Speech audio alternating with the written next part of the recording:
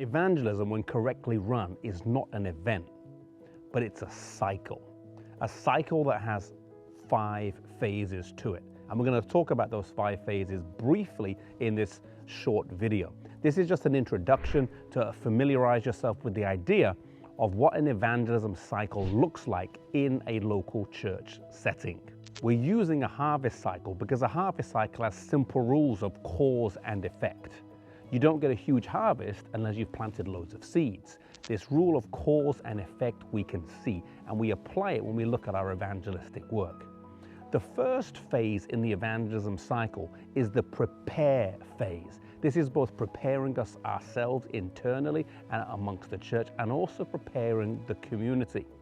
Prepare, what does this look like? This looks like revival in the church. It looks like coordinated and systematic prayer in the church. And you have to ask yourself, what does the revival situation in the church look like? What's the relationship between the members like? What's the prayer life of the church like? These all give us an indicator of how well the church is prepared for and how successful the evangelistic efforts of the church over a 12 or 24-month period will be. What's the relationship looking like between the members in the church and the community surrounding the church? Is it positive? Is it negative? Is it ambivalent? These are the questions you need to ask. Do you just take up their parking?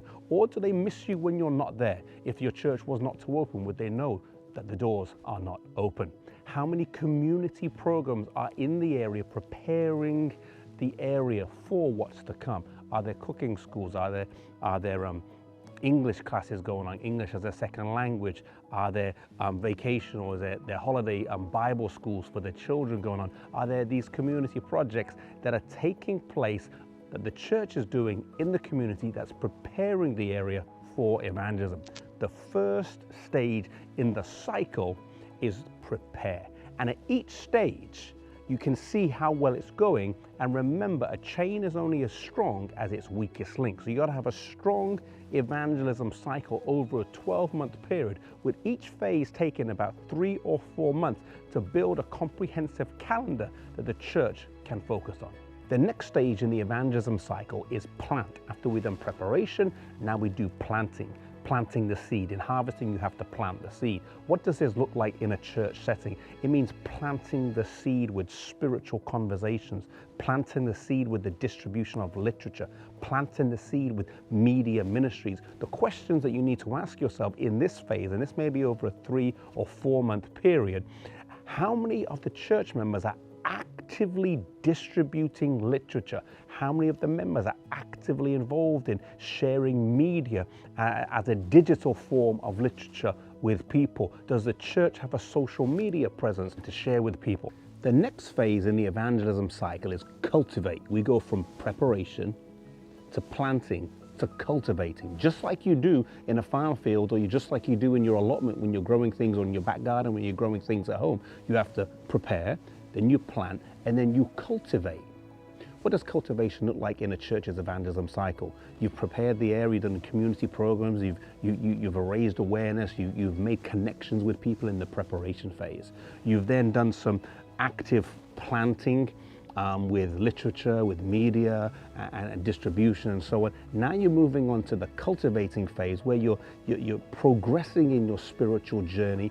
Bible studies are taking place, and ideally you're working with people and leading them intentionally through this evangelism cycle. Now we have to remember that different fruits ripen at different stages, but corporately it's good to have a set kind of plan where you're working towards a campaign, or you're working towards an evangelistic effort maybe in the latter part of the year. And leading up to that, the work in the church is systematic. It's not haphazard. Every department's working together and feeding in to what they can do in various stages of the evangelism cycle. The next stage in the evangelism cycle, stage number 4, is harvesting. Just like after you've prepared the soil, you've planted the seed, you've cultivated it, there comes the time of harvest. What this looks like in a personal Bible study is you reach the point where you're actually appealing for decisions to follow Christ, be baptized, join the church, make lifestyle changes, etc. What this looks like in a church setting, maybe if you're doing something overt and public in terms of evangelism, this looks like having an evangelistic series, a campaign, or a prophecy seminar, or something like that.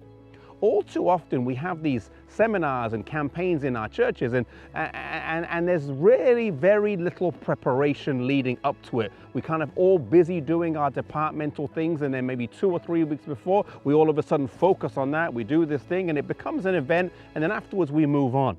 In an evangelism cycle, there's been clear preparation corporately as a church, with the preparation phase, the planting phase, the cultivation phase. All sections of the church, all departments are working together. You know, the Pathfinders may say we can pass out the flyers, or the health ministry do something leading up to the campaign, and so on. And then you have a harvesting campaign with the people that you've been working with. You invite the contacts that you've made from the various programs and community events that you've done. This way it's cohesive. This way there's actual structure, and departments are working together rather than in silos. Stage number 4 is harvest. Stage number 5 is preserve. After you've had the harvest, now you have to preserve the harvest that you've made. And what this looks like in a church, I think, after you've had baptisms, after you've had someone join the church, you have to preserve, and you have to disciple, and you have to mentor them into the faith that they've just joined. What does this look like? It looks like systematic, intentional discipleship and mentorship that takes place in church. And this, begins at the end of someone's baptism, but it should go on over a period of several months, or maybe even a few years, with people depending on their walks and how they progress.